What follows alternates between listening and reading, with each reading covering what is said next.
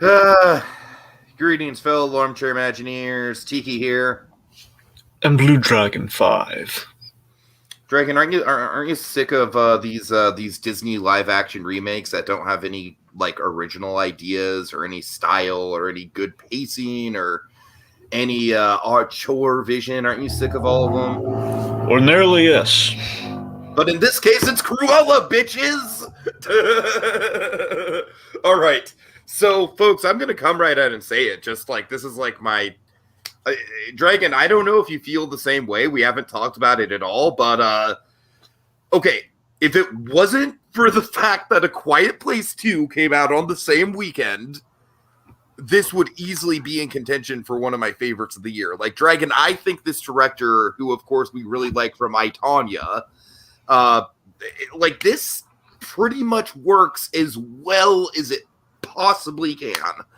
I don't want to say it's a masterpiece. I don't want to say I loved it or anything, but man, it is pretty damn good. Pink Pearl, I might be able to help with that. I'll hit you up on Twitter. I might be able to help you with that. That's all I'll say. I'll hit you up on Twitter after the show. All right, but I gotcha. But so yeah, Dragon, what are your thoughts on Corella? Because I was I was going in with reserved positive expectations, I think is the way I would describe it, and I came out very, very pleasantly oh, that exceeded my expectations. Well, I'll tell you, I found Cruella, which, going into it definitely looked interesting, but it was definitely sort of thing where, got into my head, would I pick Corella over something else? Probably not, but, nothing else, so here we are. So, I found Corella to be a very enjoyable live-action Disney film that, bear in mind, it's not a remake, which gives it an advantage already, if you really think about it. It's it's not a remake, technically, so, So already it's got kind of a feather in its cap there, a very stylish feather in its cap. Here's the thing, I liked it, but it felt like it still feels like the studio rounded the edges with a mandate, which I think kind of kills the kind of the point of the film by Act 3, which essentially needed to kill Dalmatians, which we did not do in this. Which I'm not trying to be bloodthirsty or anything, but again, the notorious puppy murder does not kind of live up to her namesake. And by the time we get to Act 3, it's we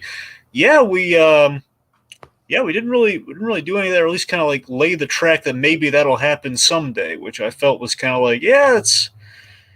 I think the movie is handicapped by that, but I won't make no mistake. I think Craig Gillespie, he directed the heck out of this. Mm-hmm. He really did. He made a good faith effort. I think this was on Disney's part. This was a good faith effort, like Christopher Robin, in terms of kind of that not a remake. I think it's better than Christopher Robin, in my opinion. That's what I'm saying. I'm saying looking at the track record of these films that technically are not remakes, but I'm just in terms of the live action kind of iterations of taking a property. These two films have been kind of the best, kind of the best examples of that. Again, Christopher Robin and this. Yeah, I would slot this comfortably in between Christopher Robin's and Mary Poppins Returns, but granted, I am super duper biased for Mary Poppins Returns, so that shouldn't even count. By all intents and purposes, this is probably my favorite. But anyways, yeah. But yeah, I kind of agree with your point about the subverting the Dalmatian thing, but we'll get there. Pink Pearl, it was a movie to prelude or background. And Pink Pearl, just so you know, this is I just sent you some stuff so you can watch it, but this is a spoiler cast, so just warning you now, all right? But and we also got Claude Kringa in the comments. Hey there, Claude. Claude! So Dragon, let's start with the big spoiler, all right? 1, 2, 3. Dalmatians killed her mom! But not in the way you think. No. Which to me, I think it's the biggest BS moment in the entire film. I just threw my hands on there. Wait, what? What, the dog whistle thing? No. It's the fact Just that okay, the so initial thing, the initial event. no, it's just the Dalmatians kill her mother. That's fine, but here's the thing: the All right, way big they bro, I'm killed just her making mother, sure. the Sorry, go way they killed her mother is just ridiculous. ahead. It's like it's just But like it okay. happened to a sweet punk rock 70s soundtrack. I mean, literally, it's like, so the Dalmatians just apparently they're trained so well they can attack somebody without actually attacking them and literally just push them. And just by happenstance, they're standing near a very precarious cliff. Sure. So yeah, that's utter BS to me. Like, really, you have built up these really scary looking Dalmatians, and they're just gonna push her and not go over the edge with her too. It's like, come on, really? Okay, let me ask you this. What did you think of the choice to have her literally like as a baby, like she's born with the black and white hair? What do you think of that choice? I think it's a buy. I don't I necessarily think it agree. kills.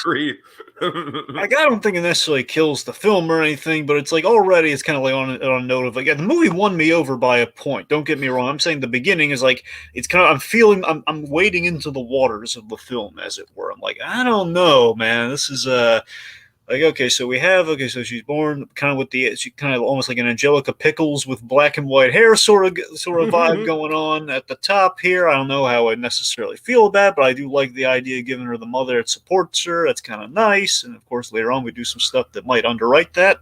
So I'm not sure how I feel about that, but we'll get there soon, I'm sure. But I mean, as Claudia's saying here, Dalmatians are the villains the whole time. I mean, that's the vibe I really want them to go with, and I wish they leaned into a little bit more. And we kind of teed that up a little bit at the top, but it's like it's. I don't think we went again. I just feel if we just didn't pull back on the reins so much at points in this movie, I think our story might be as strong as our visuals and performance. Sure. Pink Pearl says, let's see, she says, it's possible there are people in real life with natural black and white hair, a mother and daughter too. It's a genetic mutation in coloring. So, I mean, yeah, I just, to me, it very much, it very much felt like a Tim Burton twist, like a little bit of Tim Burton flavor. And Tim Burton does like to do that. So I don't say that in a bad way. Like he likes to, he'll take things that are like real life, deformities and kind of like find the heart in them. That's kind of like his style. So yeah, she kind of comes out looking like Sia though. I don't know if I buy that. Right.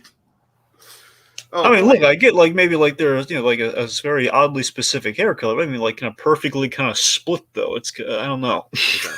So let's talk about what, in my opinion, is the absolute like driving force of the movie as far as the characters go. And like, honest to God, Dragon, that's to me, it's absolutely Jasper and Horace. Yeah, certainly. Horace and Jasper, absolutely the MVPs of the film. Paul Walterhauser specifically. I mean, he steals every scene in the film. I mean, what's great about it is that Paul Walterhauser is like obviously like he's terrific comedic relief, and Paul Walterhauser, man, just that guy, he's going to be a freaking superstar, man. He's on his way up to the top, baby. And basically, Hauser's playing the role like Bob Hoskins would, and it rocks. Totally, and it's awesome. It's the whole like, what's the angle? My Krispies are on the floor. But I'm sorry. Remind me the name of the actor who played Jasper. I'm sorry. I'm kind of blanking on it myself. Okay, I will look it up. But let's talk about the character of Jasper because Gillespie Dragon. I don't know if you knew this, but he actually wrote Jasper specifically as the heart of the film. I mean, I think it's kind of obvious, with the arcs, but I think it's great. I think it's really great character work. But yeah, I mean, on the whole, I agree. Tiki, that's when the movie really clicked for me once we introduced Horace and Jasper, because I love the idea of making Corella's henchmen actual kind of friends and kind of family with history to explain why they've stuck with her all these years, or at least in kind of our concept before we take some left turns later. And I just love, like these outcasts have kind of banded together and, like they're kind of led by her drive and her ambition with, kind of Jasper as kind of the glue that holds the group together. And of course, Horace just basically being kind of the being kind of the grifter, kind of criminal element, but again, just lovable as all get out. Like no one's just again, it's like not necessarily as black and white as Corella's hair may suggest. I love that. Oh, just for the record, Joel Fry is Jasper. There we go. Yeah. Okay. So with Forrest and Jasper, that leads us into the montages and Dragon. The costumes. Okay, like I don't usually care all that much about the costumes in film. I kind of think of like I care more about stuff like cinematography and set decoration and stuff like that. But oh man, if this doesn't win best costumes at the Oscar, I'd like to see the film that does, man. Well, we're not really even. I don't think we're halfway through yet, Tiki, so there might be some dazzling examples later, but at the moment... Well, no, I'm just saying, like, we're just kind of setting the stage, because that montage, like, already, like, it's like, okay, like, here we go, like, we see at least, like, 4 or 5 costume changes, like, right off the bat. Yeah. I love, like, the leathery outfit with the cane when she walks in to see Anita Darling. I love, like, when she walks... Just basically, the main Cruella outfit looks really cool. Mm-hmm. Speaking of which, I know we're getting to the costumes and everything, the montage, Tiki, but perhaps should we talk about, the namesake character? Sure. Really quick, Pink Pearl says, yes, they are roommates. Pink Pearl. They live in they kind of live in an Aladdin style flat. Yeah. Let's see, and then oh, this is kind of nice. Claude says, I find it perfect that Corella came out on what would have been Cameron Boyce's 22nd birthday, since he played Carlos, the son of Corella, in the Descendants franchise. Yeah, I remember that. That is a nice, that's a really nice lovely observation. Yes. Yeah. All right, so yeah, double back to the character, Dragon. I'm terribly sorry. I was sort of like building up to the big, like, and then she appears. I was kind of trying to pull a Marine from Rent thing. You have no idea what that is, but nope. It's like we build up this character, but we don't talk about her until the end of the first act. But no, let's double back to the Estella stuff. Go ahead. Yeah, so biggest hook of the film overall is the performance, I felt. And Emma Stone and Emma Thompson as well. I mean, they complement each other very well, and basically kind of have this almost Devil Wears or DeVille Wears Prada mentorship, which it's devil, but it's pronounced DeVille. Sorry, I've heard people comparing that moment to Solo, and I'm like, nah, man. Like that, it's actually like it works because DeVille is a thing, like in universe, Like with Solo, it's just like, oh, gee, I'm gonna make up a name for you. Okay, Solo, because you got no family. But I'm sorry, what's that? I don't know. I'm jacked up on a triple shot, man. Leave me alone. Anyway, crazy pants. So, the point being, I think they complement each other very well in this whole DeVille Wears Prada kind of mentorship, which basically would lead to the destiny of the two of them are very much kind of a huge role in fulfilling for each other. And Emma Stone, she just adds this layer of kind of tragedy and likability as Estella, and I just love the idea this movie plays with Corella as the fashion, basically as the fashion, basically her fashion kind of imperative, like her new, it's like this whole persona. Corella is like the fashion forward face personified as this new persona, totally, as she basically will fully become by the end of the film. Which I gotta admit, I'm not. Dragon, in simple terms, she is punk rock. Sure. No, I'm just saying because we haven't talked about the punk rock aesthetic, and I feel like it fits very much with her character. That was one of the things I was excited about. Is setting. And I do think it fits with her character. It all kind of ties together, and I think it's part of the director's vision. Yeah, with the setting, I love how we kind of have, even though it's very punk rock, I like that we kind of almost have a timeless setting in that we're kind of between the 60s and the 80s in terms of kind of like Mhm. the broadness of the fashion of the 80s with kind of the punk rock aesthetic of the 70s, and it's honestly just kind of like kind of the fashion empire, the kind of the focus on basic, it's, with the barrenness of it all, feels very 60s. And of course the wonderful reason we can get away with all this and just kind of have the setting really pop is it's London. London barely changes through the decades. Yeah, exactly. It's like the perfect setting for this. It just makes a tremendous amount of sense. And again, it does complement the arc really well. Where again, she's basically, London is sort of this. It's kind of like Andy Warhol from across the pond. That's kind of the style of the film. Mhm. It's Andy Warhol's Wonderland from across the pond, more accurately. Yeah, and I love how the style dragon, and that's the key freaking word here, dragon. This is like easily, to me, without a doubt, the most auteur and stylized of the modern era of Disney live action movies. Like, by a country, as much as I love Mary Poppins Returns, by a country mile, even over Mary Poppins Returns. I mean, just the tracking shots, the editing, it all feels like, to me, Dragon, it was thrilling to watch just because I really love I, Tonya. And this doesn't live up to the heights of I, Tonya, but that's a hard thing to do. This ain't Scorsese on skates, kids. No. But it's in the vein. It feels like, like, I don't know, Dragon, what's like a B grade Scorsese movie you could compare this to? Like, it's not his best work, but you still feel it, I can't really think of an example offhand because I think of a lot of a Scorsese films. Fair enough. I'm sorry, I didn't mean to put you on the spot. But, yeah. Well, regardless, I mean, seriously, Casino instead of a Goodfellas. Well, I don't know if that's. I don't know that we have to get into the whole thing about Casino versus Goodfellas. It's quite anyway.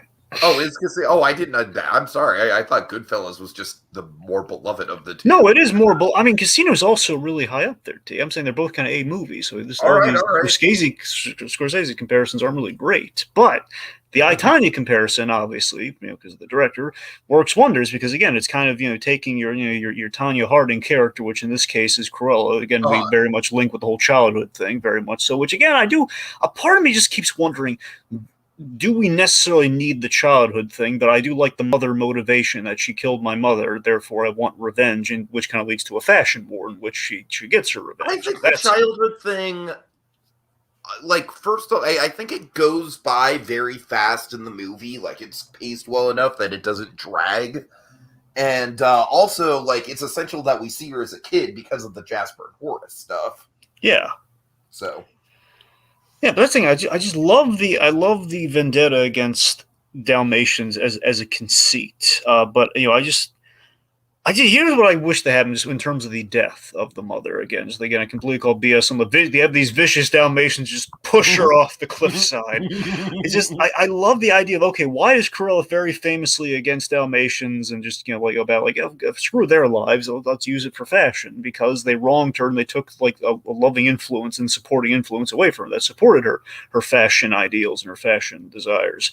It's that all we could have. I wish we had like one cutaway, just to suggest the dog's molder. We don't need to see it. We just could have cut away, or maybe like a dog, like a wink to the camera, Dragon. A wink to the camera, like a wink to the camera, or this would have been a little darker, but they would have kept it ambiguous, maybe.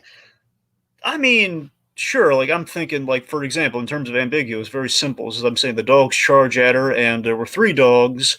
Now there's 1 dog. I'm sorry, there are 3 dogs, and there's 2 dogs. 1 is missing, and so is the mother. Ran, lunged, and took her over the side with her. Then just the Baroness, being as rich and fancy as she is, bought another Dalmatian because they're dime a dozen, which of course will inform some of the Corella stuff down the line. I don't know. All right. Anyway, but again, I do really appreciate the reveal of the Baroness, with the dog whistle and the evolving kind of mission of, like, we're going to steal the necklace, which is the symbol of my mother, to, okay, I'm getting revenge of the woman who killed my mother, and that kind of goes from there. Yeah, I think, now I want to talk about, one thing I want to talk about, Dragon, is the framing device, which, like, it doesn't work nearly as well as it did in I, Tonya, unfortunately, because Tanya's framing device is freaking brilliant. Well, yeah, but it's also night and day. I mean, it's Tanya's framing device absolutely is brilliant, but I'm saying this is like the classic, like, and then I was dead. No, but what I feel like they could have gone, because I feel like the vibe that you remember that one shot where she's talking to the camera and Jasper and Horace are standing there in the background, but they're not really acknowledging what she's saying. Like it's like towards the end of the movie at the gravesite. Oh, right. I kind of, Dragon, I visualized the whole movie like having cut away. Like if we would have seen her in surreal settings like that, talking to the audience more often, I would have liked it better than it mostly being narration. Because there's like 2 times it happens. It happens at the fountain, and then it happens at the grave. But I'm saying, like maybe, like, if that would have been more of a thing, you know, then I could, like, it wouldn't have worked as well as Tanya, but I think it would have stuck out more and given the film even more of an identity. All right. Right. My problem for me is that we doubled down on, like, we killed, you know, she's dead. We clearly know she's not going to be dead. Okay, it's like that clear as, you know, clear as crystal. That was the parachute shit. Is that what you're talking about? Well, I'm just saying at the top of the movie, you know, she basically frame it that, okay, so she's dead and basically telling us this, which we already know on instinct. Like, oh, I don't think that's going to have a sass. And then we do it twice. Remember, we do it twice. We have the fire, and then we have that. So we have two. Essentially, is to me easily the biggest BS in the whole movie for multiple reasons. I mean, that's not great either. That's what I'm just saying. The fact that we have this framing device that builds up that, you know, she's dead and telling us the story, and then she has died twice in the film. That's like complete. Right. Okay, look, I'll give you a 1 if it's good. All right, 1 if, like, I'm saying I would have taken the ending one. Parachute, you know, parachute or not, I would have taken the end. Just the idea of, okay, so she's. Like, Greg, Estella what is me about the parachute really quick isn't the parachute itself, it's the fact that she's able to get back up to the mansion so quickly. That is a complete buy. Right. Well, I think there's some artistic liberty in how much time passes for that, but is there? I mean I only saw it once, because what I thought was that it's like basically what I remember from the movie, and I just rewatched it, is like she goes over the edge. And then the Baroness is like, "Oh, she tried to push me. She tried to push me." And then Corella just kind of like shows up like right then and there. It's almost like, to me, it almost kind of felt like a Prestige style like illusion, you know? I mean, I just remember it being like we see the Baroness being taken away, and then later on, like, she shows up, and the idea is like time has passed from the time the cops showed up and hold her away. Since then, you know what? You could be totally right. You could be totally right. I only saw it once, but I think that's what happened. I mean, I think you're actually right. I retract my statement. Anyway, yeah, where was I? But I'm sorry. I just want to double back for a quick second here, so I don't forget. Again, I love how. With the persona of Corella, I just love how wonderfully broad and cocky she is as a parody of the Baroness, as she's basically filtered through revenge. Like, this is how the Baroness is. Me being her assistant for a while, just kind of getting the mannerisms and everything. If I want to be a fashion icon, I kind of need.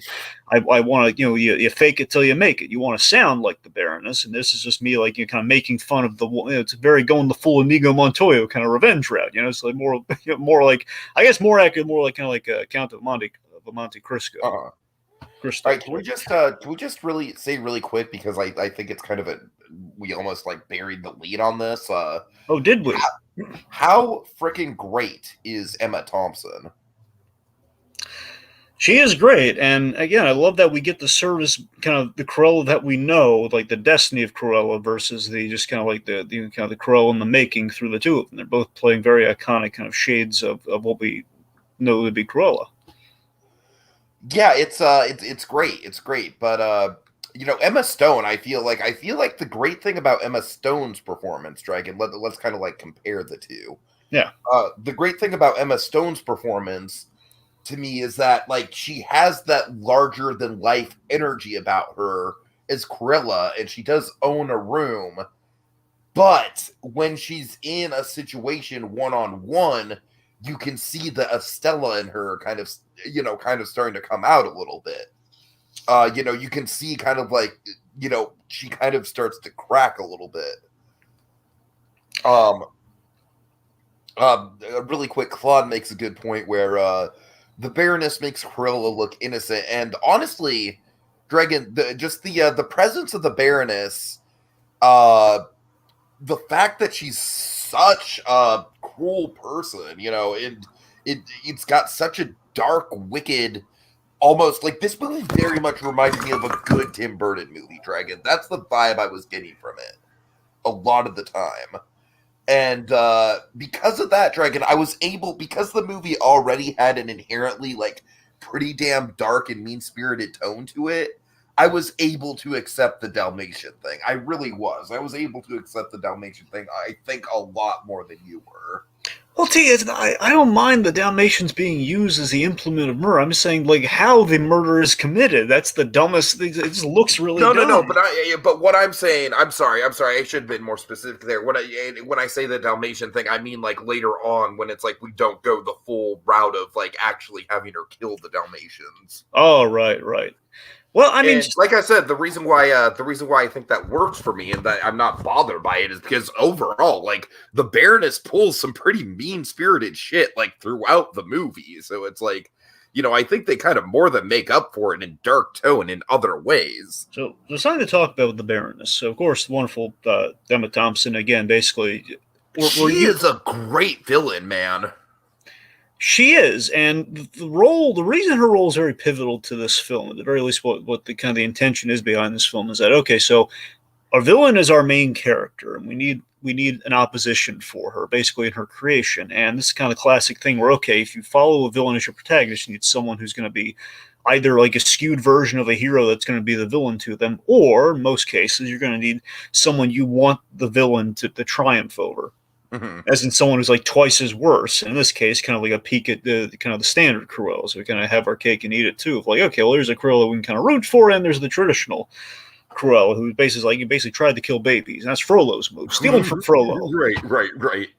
So here's the thing with the parentage, though. I want to talk about. So, I mean, look, I know going into this movie, the Joker parallels were unavoidable because, after that, then Disney's kind of taking a stab at, okay, let's do something a little more stylistic, kind of periody, and kind of a world that we recognize applied to kind of an iconic villain, in this case, of the Disney sphere. Mm-hmm. So obviously the comparisons were unavoidable. But then again, you look at this movie, and we literally have... Okay, we have the bad guy being related to kind of our opposing force of the film, like the Joker Thomas Wayne thing.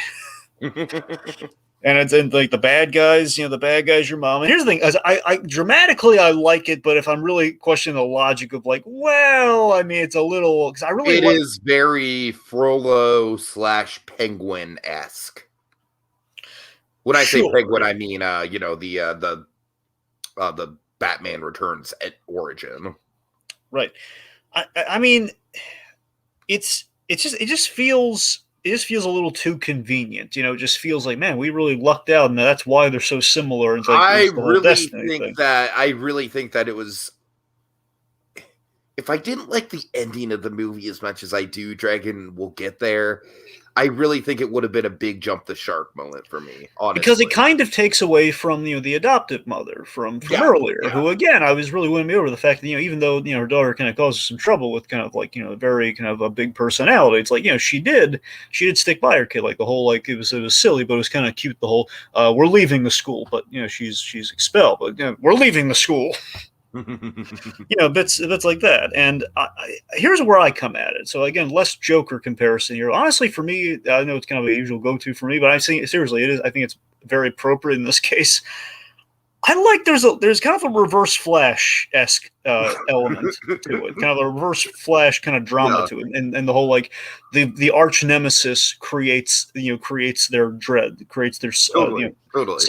Basically supplanting force, and that we have that wonderful mode that Emma Thompson plays with the whole "you're mine," basically viewing her not as a child but as like, Cruella is my creation. No wonder she's given me such a run for money. She's impressed with the force that has given her so much trouble because it was my own signature creation.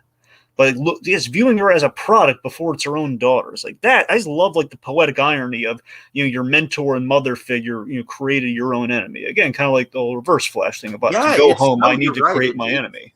it's some really deep, like well thought out story stuff for sure. It's So way better than any sort of like Disney live action remake that we've gotten recently, man. I'll tell you that much. and that's why I can't discount it, even though it just feels really too convenient. But it works, you know. That's the interesting thing about it.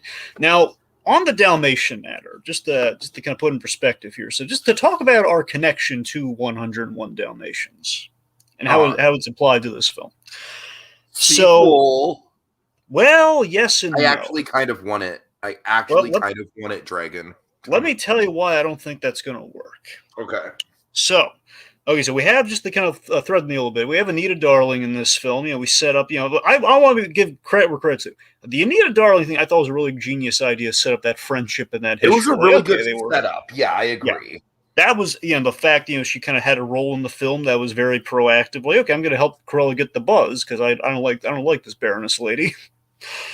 And, you know, like them friends, them kind of casual friends since prep school for the brief time that she was there. My favorite scene in the film is the scene between Anita and Corella when they're first, you know, when they're reunited. Yeah, I love the way that Emma Thompson plays that scene, Dragon. Emma Stone. I'm sorry. I know, that's what I'm saying. That is honestly, it's probably my go-to Corella scene in terms of like her being the persona, like, just kind of an action. That is the interrogation scene of this movie to me. I mean, sure, but I mean, yeah. I think your comparisons are a little off tonight, buddy. But sure. No, I know. I'm just saying in terms of like it's her signature moment for me. Sure, it is great. Yeah, and that's the thing. So I think she's utilized well, but here's someone who's not quite utilized well. I mean, I hope you can speak to this more because this is the one thing I come away with the movie with. I'm just scratching my head with. So Roger Dearly, so essentially, you know, the husband of the Dalmatian duo. You know, he is. I believe he's the lawyer to the Baroness that gets fired for. He's just not memorable enough. I can barely remember this guy. So he pops up during the mid-credit thing. Like, wait, they had this. He was in the movie. How was he in the movie? What did he do? So yeah, I'm just utterly blanking on Roger Dearly. You know, it was a little weak sauce for me. Okay, sorry, Dragon. What was the question that you were gonna ask? Roger Dearly, did you remember him in the movie, or just like when the mid credits popped up, were you like me and just? I remembered him in the movie simply because I zeroed in on him as soon as I heard the name Roger. That's what I'm saying. Like, I felt he had such a small role. Like, if you weren't really looking for Roger, if you were caught up in the fair, exactly. If his name wasn't Roger, then I would not remember him at all. I'll put it that way. And that's kind of the experience I had when I get to the mid-credit. Oh, they worked him in there. Wait, was he in the movie? And I had to go back and like, oh, so he was the lawyer, and I can't even remember the Dragon. I honestly think they wasted a big opportunity with that character, where I think he could have written the theme song, and like she could have branded it. That would have been cool. You're right. That is a missed opportunity. And I also feel like it's a missed opportunity because they set up like, oh, he plays piano in a dingy bar downtown. I really wanted to see Corella crash that bar, Dragon. I completely missed that moment. That sounds like a really good setup, and you're right. And it just feels like we tacked him on during the mid-credits. Like, oh, there's the song, and there's Roger. There's Roger. So just speaking of the mid-credits, my whole Dalmatian, we'll tie into my Dalmatian thing. Yeah. So here's why I don't think we're getting a sequel. So again, not having Corella go full villain, or at least kind of have like the thread of like a hint of like her going full villain, just a hint of that going down the line. I mean, we have you know Estella's big scene at the fountain, which is great, and about the whole you got to tone it down. My mother tried to love me in the shape. Like that's a big moment for Corella. A lot of that is compelling. So the arc is compelling for sure, but it's like the big point. Sorry.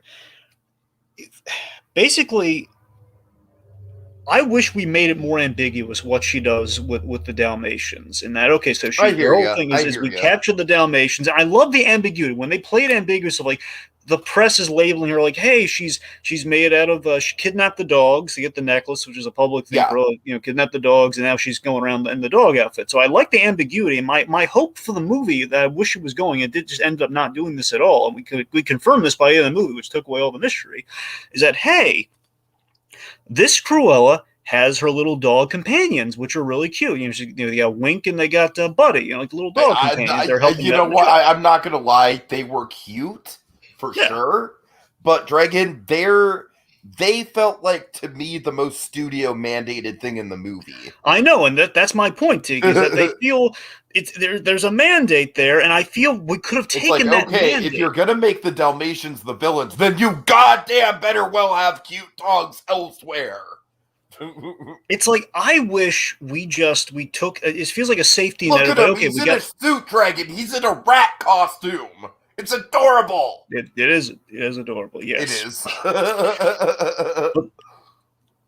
it is. It just feels like, we calling around the Dalmatian shtick is one thing, which is great. The whole, like, when Jasper's pointing it out, she's contemplating, like, oh, maybe I can make him into a coat, and they're all horrified for a second. That's one thing, and I like that. I just wish we kind of had more of a payoff here, but not paying that off to, like, I'm having a moment where, again, like, keeping it ambiguous of like, hey, maybe we're setting it, like, we don't necessarily have to do it in this film, but just set up the idea that she's on a path of where she will actually do this one day. That we set up, like, the nice, the lady who's like a dog lover, as like a little pet dog, to the point where she's blinded by fashion of, like, hey, I'm going to take these Dalmatians, which essentially killed my mother, who I have a vendetta against, and I'm going to channel this into my revenge against the woman who sicked these dogs on me. So I'm going to adopt the Dalmatian. It's a Disney movie. It's a Disney movie.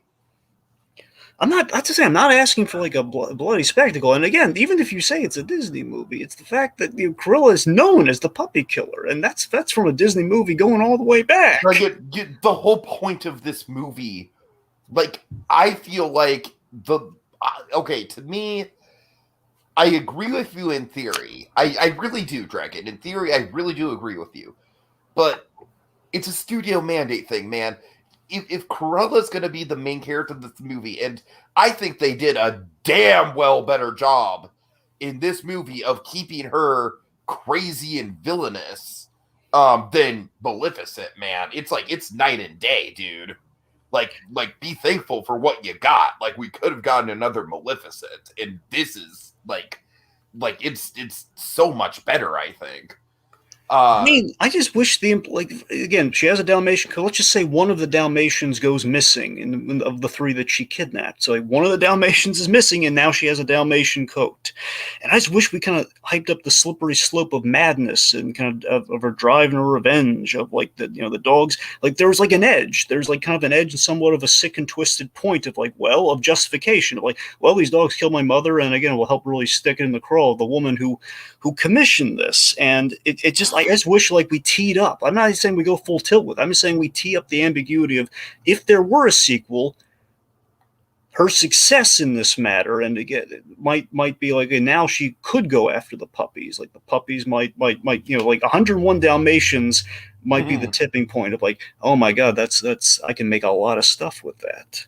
Exactly. I just feel we have, at the end of the movie, we have no bridge. So it's like, we have puppies. So what's the point? So she's not going to do anything to these puppies. Why the heck are we doing a sequel? Who cares? All right, you seem pretty fixed on it, so I'm not going to argue yet with you. I hear you. I just feel like this director is one where it's like, I trust his style, and if he had ideas for the sequel, I'd like to see where he went with it. I just don't. I mean, sure. I'm just saying, at this point, I just legitimately don't see where we would go based on that mid-credit scene of, okay, so she gave him puppies, and, well, what do we do with that? We know she's not going to do anything to the puppies, given what we see in this film. Yeah. I don't know. We'll see. Right. We'll see. All right. Dragon, I want to highlight one other cast member, Dragon. Mark Strong. Of course, the wonderful Mark Strong. I love that. If I recall, and you can correct me if I'm wrong, Corella did have a butler in 101 Dalmatians, and I want to say this is kind of like a really nice take on that. It is. I really... First of all, I will say this, Dragon. I like, even from the trailer, I could tell that Mark Strong was going to be very much like on brand, shall you say, in this movie. And this is the most Mark Strong that Mark Strong has ever Mark Stronged.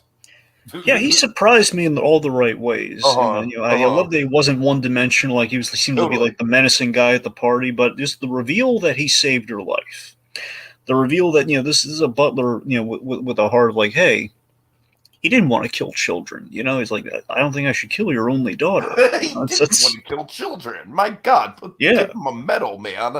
Yes. And again, it's the fact that the being surrounded by this horrible woman who's like, cutting dresses and like, let's find a shade that matches this woman's blood that I've nicked on her as I'm just slicing willy nilly with you, just to make her even creepier to me. Just like pulls out a straight razor and slices things. That's enough to terrify me. It's like, oh God. I just love there's like a respectability and a connection to family. I love that when he meets Horace and Jasper. I thought that was really lovely. Yeah. For sure. Okay, let's see. We've got some comments, Dragon, that I want to go over, and Claude has a question that I think can stem into like maybe a good 10, 15 minutes of conversation if we have time for that. All right, what do we got? You don't have any other? We shouldn't. There's no other talking points with Corella you want to go over? Well, I mean, we didn't really talk about the montages, Tiki. Okay, let's talk for montages. That's why I asked.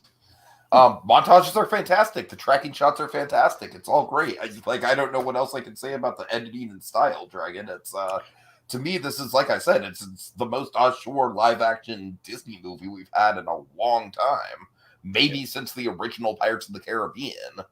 I went into the movie very excited for the moths being weaponized in a fashion war, and I love the reveal that the moths were the beads of the dress. I thought that was genius. Yes, that was really clever. Something else we should talk about, the song, the music choices were very on point. I think the soundtrack was very strong, complemented the setting well. The songs were great for the most part. There were a couple that were a little bit on the nose. Can you guess which one bothered me, Dragon? Because I've ranted about it before. No. Sympathy for the Devil. Right. Well, I mean, devil. It works, but it's so on point. Yeah, I'll admit, the one that didn't help with the joke comparisons, but it's such a great song.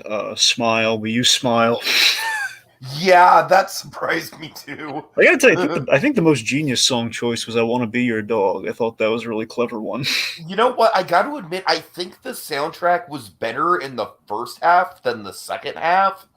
And I honestly think the reason for that, this is okay, Dragon, I'm sorry. I'm gonna get music nerd on you for a second, all right? So bear with me here. Music nerd talk coming up. So I think the reason for that is because in the first half, this is just like my music theory brain talking. Like before Cruella becomes Corella, the songs are more deep cuts, right? Like they're more kind of like weird, like they're not super deep cuts. Like you're getting stuff like the Kinks, but it's not the Kinks' greatest hits, It's like you're getting songs that aren't on every soundtrack, It's great stuff, but it's not super familiar.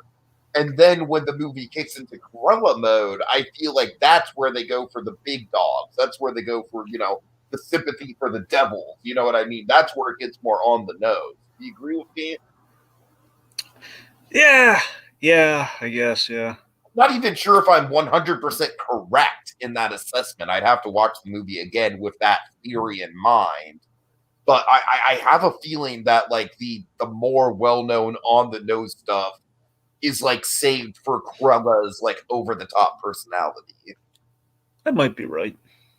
All right. It plays all throughout that montage. We have a lot of the iconic stuff playing during the montage. Yeah. And also, Dragon, I'm sorry, we'd be remiss if we didn't mention Artie.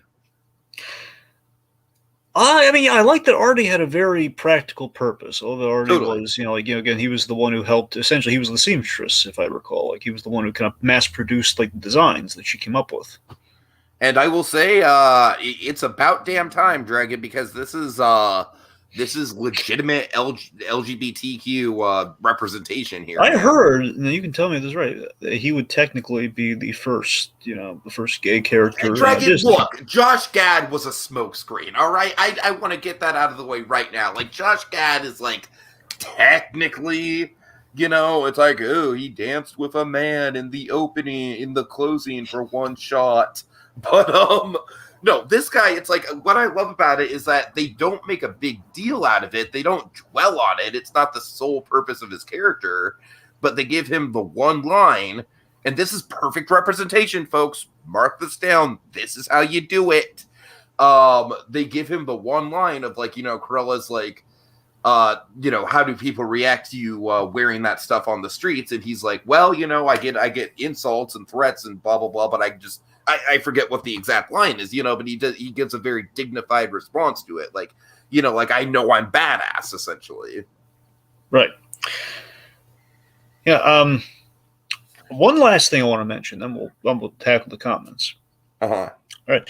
You know what I want, like, going forward with a lot of the maybe if we do any more of these villain-centric films. What? I'd really like it. This is going to sound bizarre. I want you to go with me on it, though. Mm-hmm. Because I feel, you know, with this movie, despite all the good stuff, I still feel like, you know, I want to watch a Disney movie where I'm going to be horrified by the villain, which I think is the point of the film, where you're going to be going along with this character, but it's a villain. It's kind of like, you know, you love to hate him, so you're going to, like, you go along coasting on the charisma. You're still going to be kind of terrified. Like, you're not going to endorse what the villain does. You shouldn't be like, I want to be Cruella. It's like, no, you should love to watch Cruella, but you don't want to be Cruella. And I feel there's kind of a dangerous precedent set with this, and what I wish we could kind of spin it into, and I think what we could do very easily, and this film is very close to doing, is what if Disney villain films could be kind of like, could follow like a horror movie mold, like a horror movie model almost but I mean, like an all ages horror film.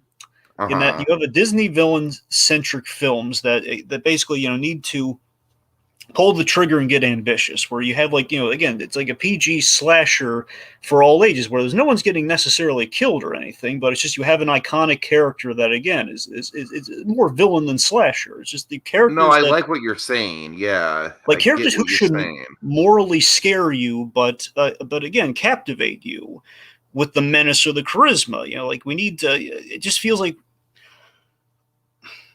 you know, we need to fall for the, you know, the core story for the villain angle to work. You know, just, I don't know. That's kind of where I'm feeling like, maybe, like, what if we just kind of, like, again, we celebrate, like, oh yeah, like, you don't root for the slashers, but you're captivated by them. We'll kind of apply it to Disney movie villains. It's kind of something for all ages. I don't know. It's kind of rambling, but yeah.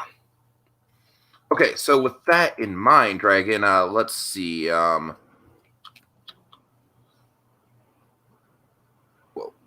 sorry. I'm just we got a lot of comments. Thanks for all the engagement, folks. I appreciate it. I'm sorry, I'm just making sure we don't miss. Okay, so this is the big one. What other Disney villain should get his or her own movie? I'd love to see Frollo, Scar, Ursula, Dr. Facilier, Dragon. What do you think? Let's see. I think Scar, if they do in live action, I do not want a Scar to get a film. Well, I think The Lion King 2 is going to be as close as we're going to get, just because, like, we know that they're going to go into the origins of Scar and Mufasa and that. And I mean, per what I said, I feel if done right, Frollo could be interesting. I think Dr. Facilier would be the smart choice. Facilier, I think, has the most real estate you could actually explore. Frollo, again, I think in the model of, you need, like, a fall from grace story for a villain, for that angle to work, you know, for, like, again, if we just kind of did it right, where, again, Frollo, we know the ending of this story, so that's kind of like the model of Cruella, where we know, like, you're rooting for this character, you're seeing, like, a side of this character you didn't see before, but you know where it's going to pay off. If you took that model, that could work with Frollo. I don't think it's a commercial success, but I think that could really work for Frollo. Dr. Facilier, I think, would appease all fronts. I think Facilier would be the very logical. And Ursula, I think Ursula's the easy choice, but I mean, it could work, but it would end up exactly like Corella, in the sense of, we're going to soften her too much by the end. It's going to be, everyone's going to love Ursula, but what are we going to do from there? Like, it's just going to, like, be like the fun aunt to you know what we can do from Ariel? there, Dragon? You know what we can do from there? What? Ursula's crazy sister. That's what I'm saying. It's just going to get ridiculous, and we soften them. That's what I'm saying. That's where it's like we fall in the Maleficent trap by the end. It's like, well, where's our story? I need my Okay, I'll story. tell darn you. it. I'll tell you the character you're gonna go with, Dragon. It's Hades. It's always been Hades. That's a great. I'm just saying I was based on what we had here, but if you're right, Hades would be a great pull. Hades, I think what they could do is they could basically like Dragon. I've had this idea in my head for a long time. All right, so bear with me. This idea is super fleshed out in my head. I've basically had it like, what if they pulled sort of like a Heath Ledger Joker kind of presence with Hades, where he's sort of just like a like the villain of a Hercules movie, but he's like the villain, like they go scary with him, you know what I mean? Because I feel like him as a character has a lot of room to work with, like both in terms of like having a tragic deep backstory and then also having just a lot of mythology around him. Well, off the top of my head, I mean, honestly, I don't know if people would want to go for this one again, kind of this vein of film, but a character there's a built-in story with, you could actually make a really good film with Captain Hook. I'm honestly surprised that hasn't been a thing yet. I mean, it's always like a built-in thing. How the heck did he lose his hand with that crocodile story? Right. There's your story right there. It's built in, Eastman would be hilarious though if they did that right. Oh God! I mean, you don't want to risk it, but it'd be cool in concept, right? You'd have to get the right casting, and it'd be. I know that's the hard. thing. Casting would make or break that one. But yes, I mean, again, absolutely. Characters like Captain Hook would be. I mean, you could totally have Patrick Warburton as Kronk. I mean, I don't know. He might be a little old for that. That's what I'm saying. I don't know. I mean, I'd go for it. I don't think Disney executives in the suits would.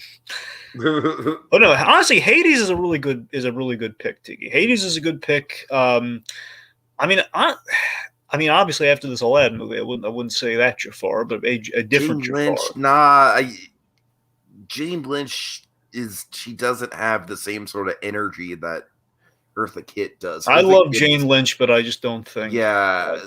You don't have, it's hard to.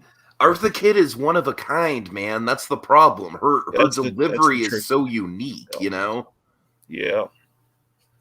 I don't know. Like, God, now I'm racking my brain. I don't know. I could be here all day trying to think of a Yzma, but yeah, Benedict Cumberbatch's Hades is that's a good pull. That's a good pull. Can you imagine Bob Odenkirk as Hades? Wouldn't that be delightful? I mean, he has the energy. He's got the show.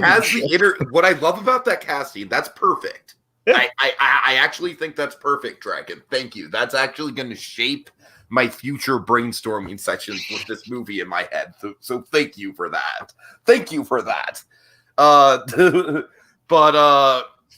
what I love about Bob Odenkirk is he can emphasize both the comedy of the role, obviously, but also the tragedy of the role as well. Bob Odenkirk is the sad clown. That's like his go-to. What he does. Exactly. What he does. Dragon, I'm sorry. I'm all fucking jacked up on caffeine. Chenoweth, Claude. I could see she would actually be a good Yzma. Kristen Chenoweth could actually work. I could see it. Yeah. Makeup would also be pivotal there too. No, I really think she could do it. Yeah, she could. No, I agree. I mean, Dragon. I see her. But makeup would also make her like. How do you translate the look of Yzma into live action? Oh, a lot of gray paint, I'd imagine. You just make her look really, really haggard. Like we give her like as much like bony kind of features as possible. I mean, I'm just like, a worst case scenario, I'm picturing something like The Witches, Dragon. Well, I mean, they're not going to go that far with it. Okay, Dragon, I'm hopped up on caffeine. Would you like to know my 3-movie trilogy for Hades? Like, not right now, Tiki. I mean, we don't have time for that. Like a 3-movie trilogy. Movie 1, origin story. And Movie 2, he takes on the god of war, and it's a him versus Ares origin story with Ares as the villain. Movie 3, it's all about Atlantis with Poseidon as the villain. There you go, done. That's your trilogy. That's my trilogy. Yeah. That's a lame trilogy, man. Why? You just have them going up against a different god each movie. Yeah, How much of a story there? The story gets filled in, and it's like Nolan, dude. It's like, the gods are the comic book villains, essentially. All right. Okay, Drag, we need to wrap this up. Yeah. Now. Okay. Are there any other eye-catching comments we should highlight? Outside of casting, Scary Beyond Reason, Grinch prosthetics. I mean, honestly, I'm sure there are, but Pink Pearl is on board. Let's see. I agree on Hades. Hades in mythology only led the underworld because Zeus and older and won there. That's exactly what I'm saying, Pink Pearl. Thank you. That's exactly what I'm saying. Bingo. Awesome. But anyways, Dragon, final thoughts. I think we should just transition to final thoughts at this point. Right. Okay. Right. Right. All right, final thoughts. I think we were so close to a slam dunk on this. I really do. It's a fun movie, though. I can't take that away. This is a really fun movie. I hope we get a little bolder if we do more villain-centric Disney films going forward. I do, because again, this was really a step in the right direction. I really do think that. And again, we had some great performances. I mean, things really did come together for this whip. I think a lot of that, it's not always a cure-all, because we had Kenneth Branagh on a movie. It didn't turn out quite as good as it could have. But Craig Gillespie, though, we got a really good talent. We got a guy with a vision, a guy who knows how to make a really good movie in the rain, a guy who knows how to do a great movie about people who are driven by their passions, who are also kind of emotionally handicapped by their passions. We've seen that, and I think they picked just the perfect guy for telling that story. I think that's why this turned out as well as it did. I mean, not always the case with every film, but worked wonders here. I just wish, I just can't shake the feeling that Disney loosened the reins. Maybe he could have gone full tilt with things, and it would have been an utter slam dunk. It would have been definitively the best live action Disney film that we've done in terms of based on property. I don't know. Okay, I still think, as much as I love Mary Poppins Returns, I still think this is definitively the best of, at least the best of the past decade, the best of the current trend. I still think this is, Mary Poppins Returns will always be my sentimental favorite Dragon, right? Nothing can take that away from me. I love that movie for very sentimental reasons. But when I look at this, just as a film, from an auteur perspective, it has style, it has pace, it has rhythm. Honestly, Dragon, one thing we should get into, really quick, is the runtime. I was worried about the runtime, but I really didn't feel it drag all that much at all. Not all that much, and a lot of Bible, at least 14 minutes of that is going to be the extended credit thing. Right.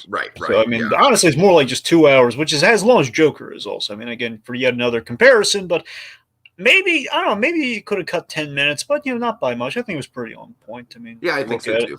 If you take the credits out of the equation, it's pretty on point. So, Dragon, honestly, I think that, okay, this is a very simple final thought for me to wrap up with, all right? Mm-hmm. Doing this podcast, I am forced to sit through some shit. Mulan is the only one I've ever sat out of, Dragon. That's the only one I ever sat out of and never did a podcast on. I freaking sat through Alice Through the Looking Glass, Dragon, for God's sakes. I went that low. Yeah. So, man, this is so above and beyond almost everything that I've been beaten down with is, watching these movies kind of becomes my job to a certain extent. And I'm thankful for that, man. I think this is a huge step in the right direction. I mean, I totally agree. It's not perfect, and it's, and it could have gone a little further, but man, it goes way further than any other movie of this nature, man. I'll tell you that much. All right. That's it. Okay, so really quick, big thanks to Claude Krega, Pink Pearl. Let's see, we had Honeybee in the comments there for a second, and also T-Edge 1 popped in really quick to say I didn't like the mid credits at all. Yeah, just popped in really quick. So, all right, have a good night, everyone. I'll fill in the cake. Boy! Dalmatians killed Corella's mom!